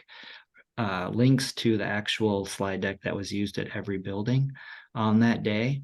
Some of the buildings went very deeply into the work, which was great, so that they didn't quite get through everything that day, and then have continued that work at staff meetings or at the October 13th day that just happened. So the work is continuing beyond just that day. Another fortunate action that we were able to do is the district has received a grant, right, for school-based mental health. And with that grant, we were able to open up 15 positions and fill them for mental health service providers. So now each secondary school has a mental health service provider that didn't exist before this school year. All right, thank you, Andre. And the action items that are action steps that Andre just shared, Those are aligned with the first two sub-goals that I shared in previous slides. Our third sub-goal, you'll notice that the kindergarten jumpstart and sixth grade jumpstart is around strengthening support to provide to students and families for transitions through grade levels, schools, and graduation. And with our kindergarten jumpstart and sixth grade kickstart, similar names, we really were able to support this particular goal. Kindergarten Jumpstart, for those of you who are not familiar with it, it's a 5-day program where students entering kindergarten have the opportunity to meet their teachers, make new friends, and become comfortable with the school environment. This year's program hosted 804 kindergartners in 59 general ed classrooms and 6 special education classrooms. So the goal for our sixth grade Kickstart is very similar to that of Jumpstart. However, it's a 1-day program, and we had approximately 80% of our sixth graders participate. And that last sub-goal is around ensuring students' behavioral expectations are clear and discipline outcomes are equitable. With this particular goal, we had a partnership with our Vancouver Education Association, and we've been able to collaborate with our partners to develop a student management discipline process. And the document that was created as a result of this process outlined strategies, expectations, and roles and responsibilities that help just to clarify some things so that we can best support our students. And this was actually shared with our educators this past week and administrators. I just want to thank you for allowing us to provide an update for you, and wanted to see if you have any questions prior to hearing from Mr. Ullman. Looks like Director Barrows, you have your hand raised? Yeah, the school-based mental health grant, how long is that grant? Is it a 1 year? I feel like I should know this because I remember when it was announced, but Yes, that's a 5-year grant. 5 year. Okay, good. Because I was like, I started to just think about, you know, the positive impact that this could have, but because it's grant based, you know, kind of what we look at when, you know, the grant goes away. So okay, that's wonderful. I didn't realize it was 5 years, so that's great. I just wanted to say thank you because it was really great to see how the goals in the strategic plan were going to be monitored more specifically. And I appreciated the links to some of these slides because it helped me understand kind of what the professional development for teachers were, or what the student management and discipline process, what that really means. So I appreciate all the information being synthesized for us. Very welcome. All right, thank you, Janelle and Andre. And I'll keep us moving and invite Mr. Bill Ullman to give an update on the second goal under student-centered experience. Yeah, thank you, Dr. Snell. It's good to see everybody tonight. I know it's been a long night, and grateful to kind of close it down here before some discussion. So I'm going to report out on our student-centered experience goal E2. And so the work plan is linked there. Director Sproul, to your point about some of the kind of comprehensive plans that Janelle shared in her progress monitoring, in the work plan, you could actually get to some of those. So my goal is around the 5-year vision, where each student in VPS will experience targeted support, enhancement, and guidance throughout their school journey as they feel prepared and excited for their post-high school plans.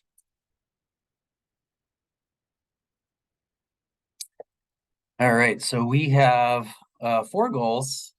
Our first goal is using universal design practices to ensure access to evidence-based instruction that focuses on critical thinking skills for each student.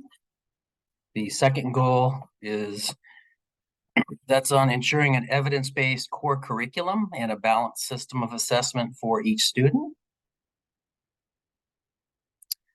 Our third goal is on refining our multi-tiered systems of supports to ensure that each student has the necessary learning experiences and access to thrive.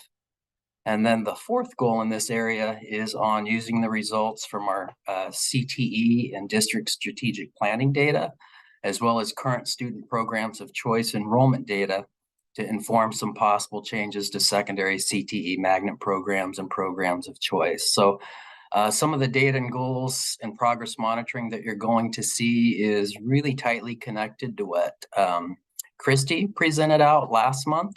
Her goal was around the professional learning experience for our teachers. This goal in conjunction with that is more focused on the experience of the students given that professional learning experience of the teachers. Similar to what Andre just shared, we also did the 5 why protocol for this goal. So why is goal E2 around preparing students for the opportunities and demands of the next steps on their vision of the VPS graduate journey? Why is that important? Because students need varying levels of support. Why is that important? Because the outcomes for students must not be predictable. Why is that important? Because all students need access to rigor. Why is that important? Because high expectations for every student will create more opportunities. And then why is that important? Because more opportunities will help students be better prepared for their future. All right, we have, I believe, 4 expected measurable outcomes for this school year related to this goal. The first one is that all principals and district instructional coaches will attain Universal Design for Learning, or UDL certification level 2 by May 2024. The second expected measurable outcome is around our multi-tiered systems of supports, that we will draft some agreements. And those agreements will be some deliverables for using data at the district and school level, and that we would establish some expectations for schools creating schedules to allow for intervention, collaborative data meetings, and using enhanced curricular assessment resources with integrity. So really supporting our school leaders to create those times where they can look at the student data, much like we are modeling today, and course correct to make sure we are supporting each student in exactly the way that they need that support.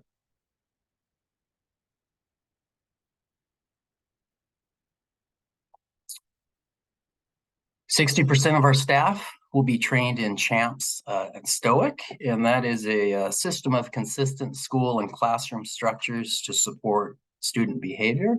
I know that many of you accompanied some of us a couple of weeks ago in some walkthroughs, and that Director Barros even participated in the Professional Learning Day here a couple Fridays ago. So 60% of staff to be trained by the end of the year.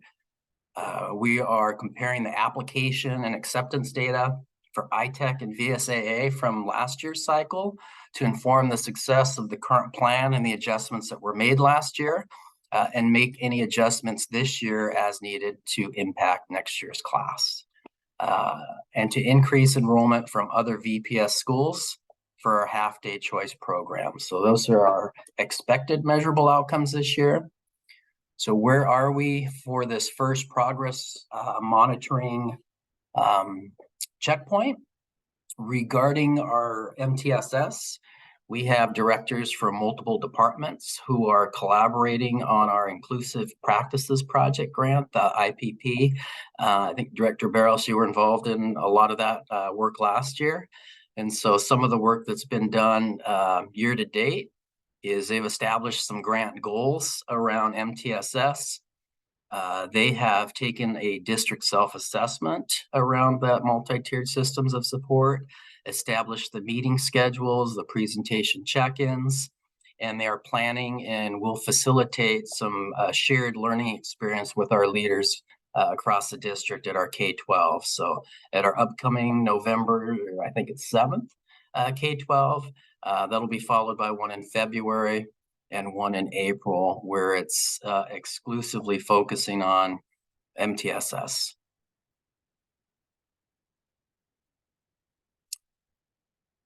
As we look at trends identified in our preliminary ITEC and VSAA 6th grade data, we are specifically reviewing the 6th grade offer and acceptance data at both schools. And as we look at that, our plan is to bring that data back to you directors next month in November, as well as with some recommendations. And so we'll bring that data, we'll bring a couple of recommendations perhaps, and get your feedback in terms of directions and next steps.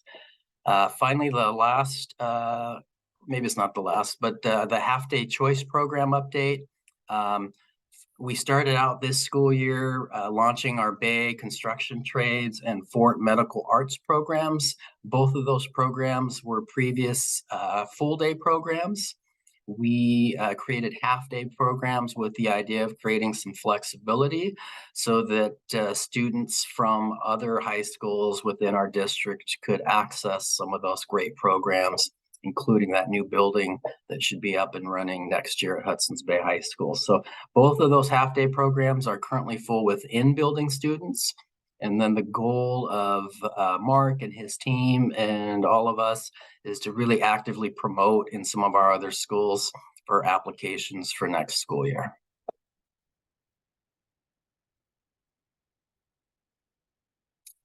All right, I believe this is my last slide. So on the UDL, that actually kicked off today, where we had our principals and TOSAs, directors, and our coaches. They came together, and so they will have access to the UDL certification platform. So by the end of the month, that started today. And along with that training there's some kind of some asynchronous learning opportunities or some on-demand opportunities up to 51 clock hours.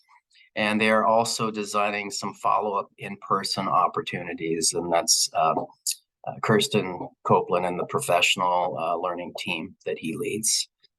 Champ Stoic. So we had training, this was last spring in May, June, and August, where we had 440 certificated staff that have been trained. And that amounts to 27% of all of our certificated staff had been trained in Champ Stoic by August. October 13th, I believe that's the training that Director Barros took place in as well. We had 140 special education teachers trained. March and April trainings are being planned as well. And in addition to that, focused on working to train our bus drivers in some of these same types of protocols and processes so that they can better support the students that are riding the buses. So I'd like to maybe open this up to see if any directors would care to talk about their experiences with those walkthroughs with Champ Stoic or the training that you went through. I see Director Decker, you have your hand up.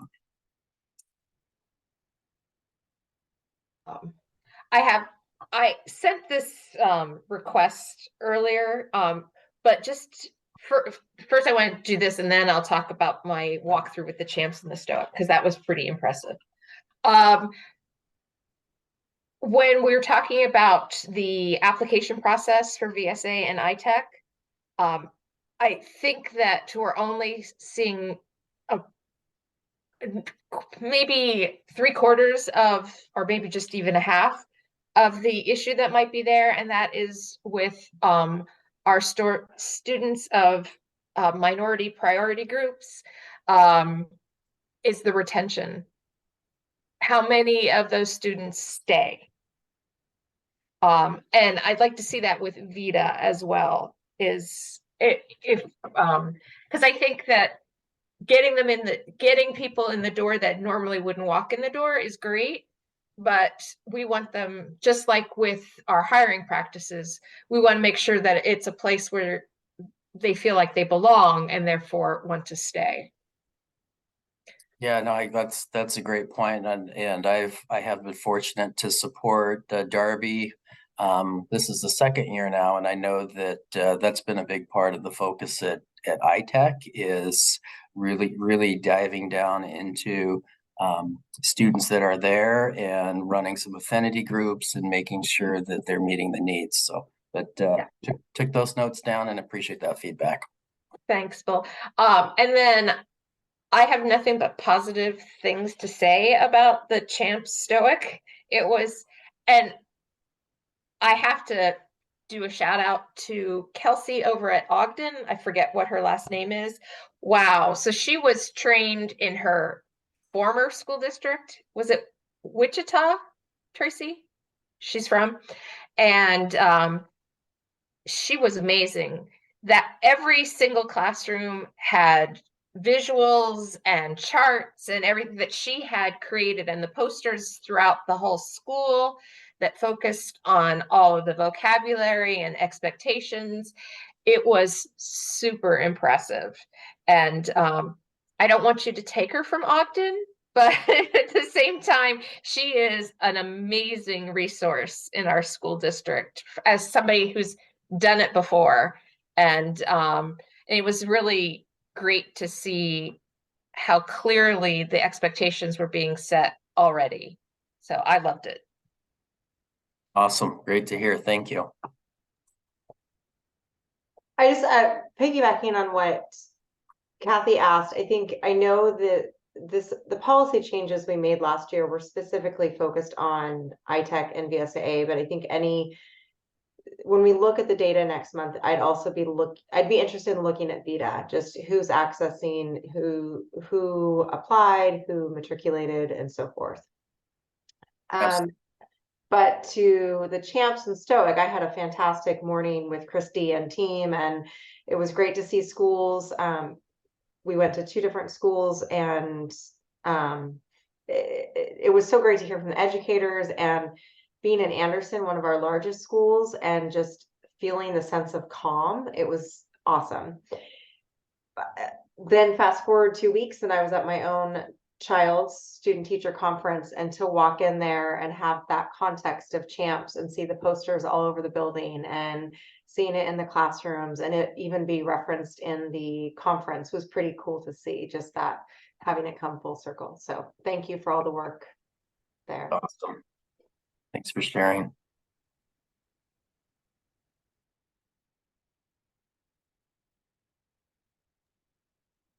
I had the opportunity to go to MAC and see Champs or Stoic there, and I thought it really, compared to last year being at MAC, the building definitely felt much more peaceful, if that's something you can describe a middle school. But it was really nice to see the consistency and just the that students are I think really liking it and know what to expect. I think having that expectations really supports that, and seeing that the admin as well, that there's consistency to that too. So thank you. Awesome. Thank you.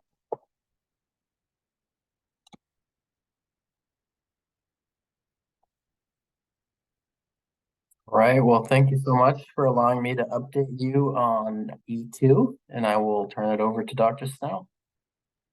Thank you, Bill. And thanks everyone. Like we had a lot of people that came on and shared with you this evening.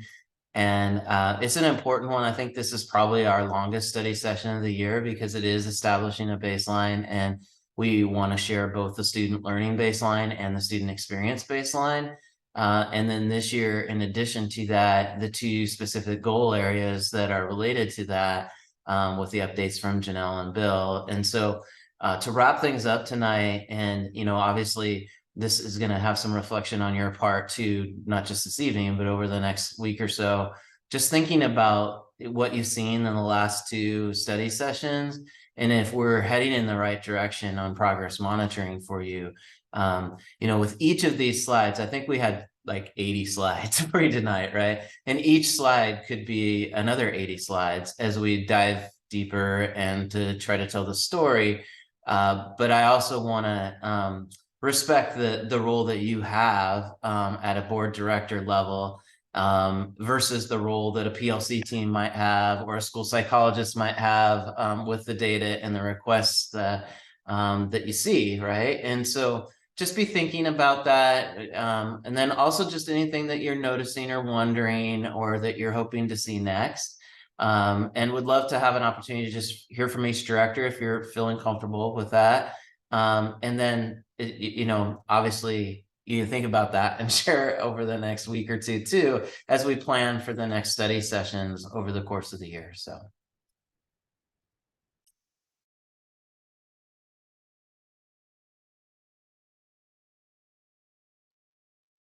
I guess just my wonders that I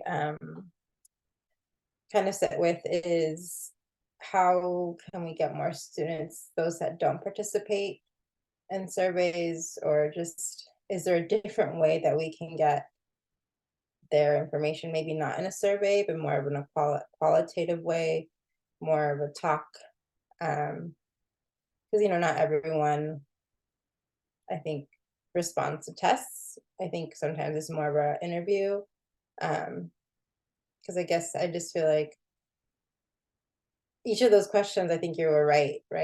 There can be so many more follow-up questions to those questions, as to kind of like, well, what could be better? What could we do to improve?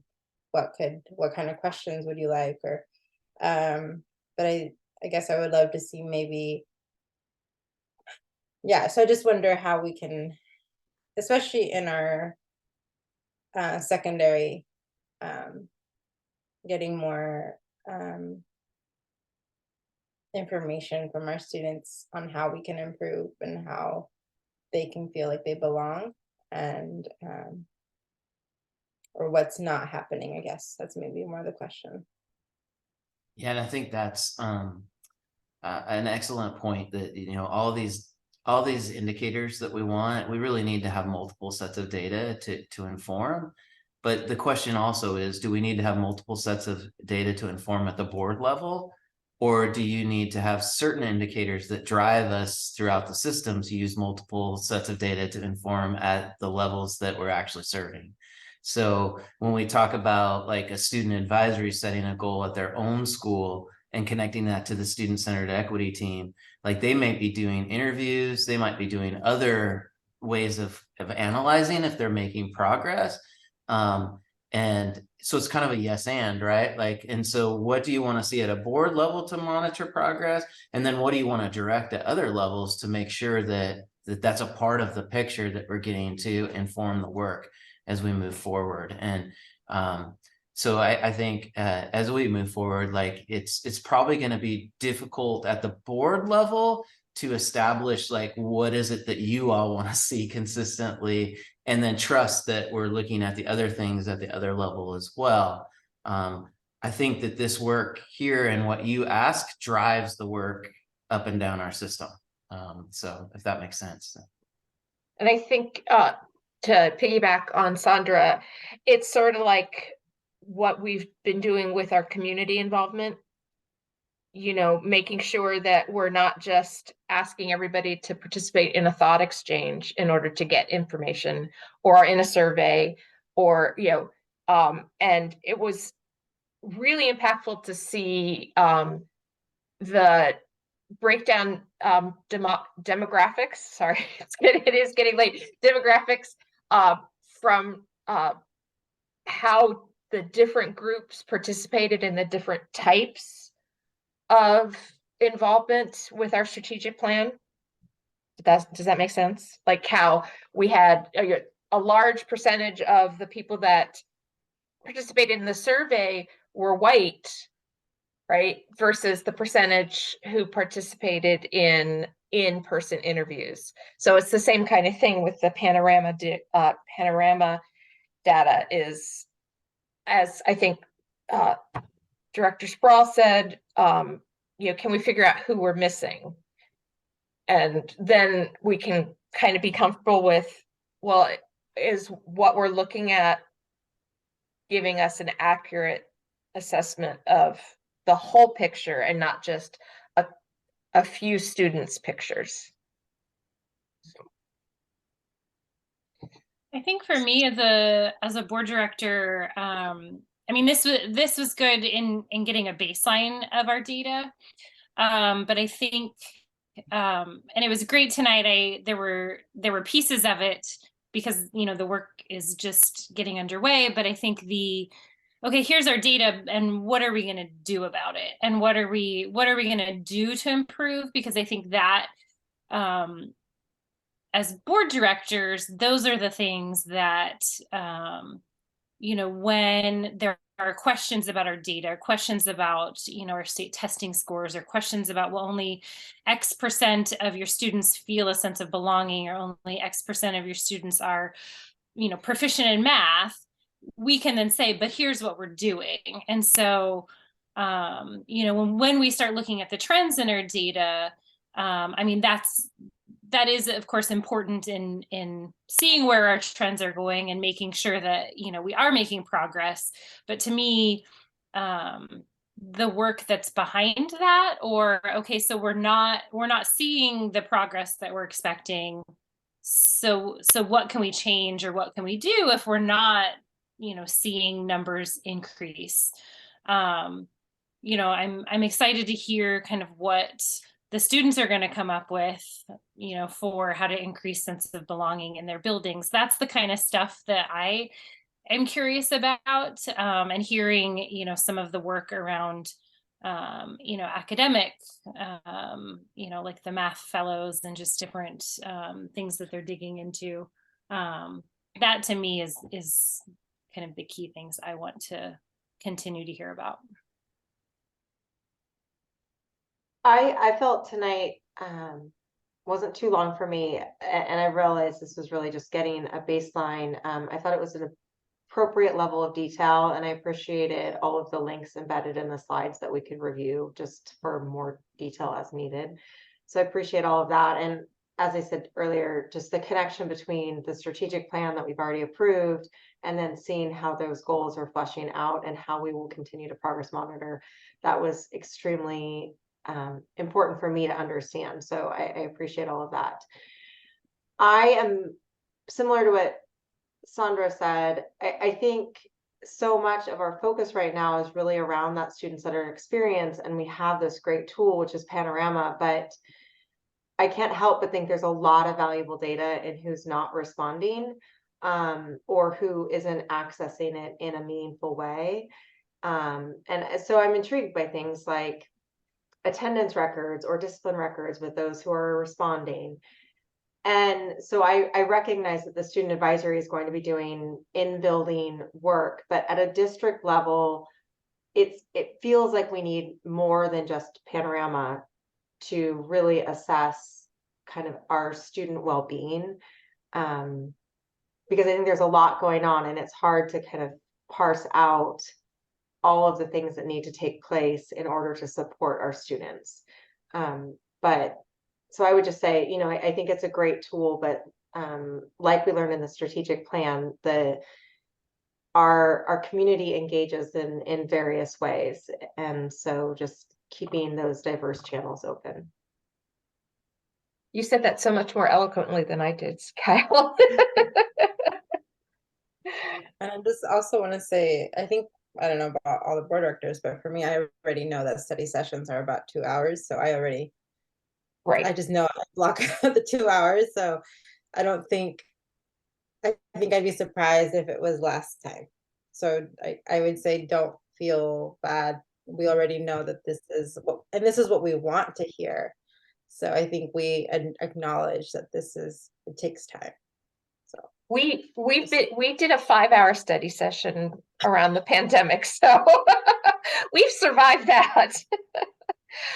One thing I want to add, though, to anybody that's still on, one of the things that came through so loud and so clear from everybody presented is how excited everybody is to be doing this work and to have the framework that the strategic plan offers, and to be able to use that as their guidepost, but then all of the creativity and organization that's going into meeting these goals, it's contagious. It's exciting to watch. So to whoever else is still on there, thank you, and you pass it along too if they're not, because it was really contagious. It was wonderful. Wendy, I don't know if you have anything you want to share. I mean, I don't know that I have anything different from what other people have already expressed. For the record, 5-hour workshop study sessions, that's too much. I don't want to do that again. I wasn't advocating for that. I was just saying we've done it. It's on the record. No, I mean, I'm gonna reiterate what Kathy just said. The thoughtfulness and the very intentional work that's happening was so apparent through everyone's presentations, and that it was just so nicely organized and flowed together so well. And I really appreciate the amount of work that goes into that. So thank you to everyone. One of my, I guess, questions, and this isn't anything that's going to be answered anytime soon, but just thinking about the question you asked, Jeff, about like what data is most helpful to us as board directors. And I'm not sure that this is going to be that information. It may or may not. It kind of has to play out a little bit, but I think there are some potential limitations to some of these, which were expressed today, like the panorama data, especially at the secondary level, and how seriously do they take it? How effective can we be in expressing to our students and getting them to understand that, yes, this is actually used. Like people do look at this data and use it to make decisions that do affect them as students. We just did the Healthy Youth Survey in my classroom this last week, and I had like, I from based on my experience can explain to the students in my classroom, yes, people actually look at this data, and yes, it is informing work and will have an impact on students across the country or across the state, but that's, you know, the 30 kids that were in my classroom with me. So that's a hurdle that I think we need to somehow figure out how to get over in order to make that really truly valuable information for us. And I feel like iReady can be problematic at the secondary level too, because there's that kind of upper threshold, especially with math, but also there's like no impact to the students with regards to that score. And so I know I've seen it in my classroom when we do iReady, where I'm seeing their scores come back, and I know they're not reading at a 5th grade reading level because I teach them, but that's what's coming back because they're just click, click, click, click and flying through it. So that's kind of my lingering question. And like I said, that's not something that's going to be solved in the short term. That's something that we need to look at over time as we use these data points. I also really appreciate the kind of the heads up of like, here's what we're working on next. This is how, like, here's our starting point, but here's the next place we're going, and here's the next place we're going, and making everything just, all of this stuff is informing the work going ahead, and but also being mindful of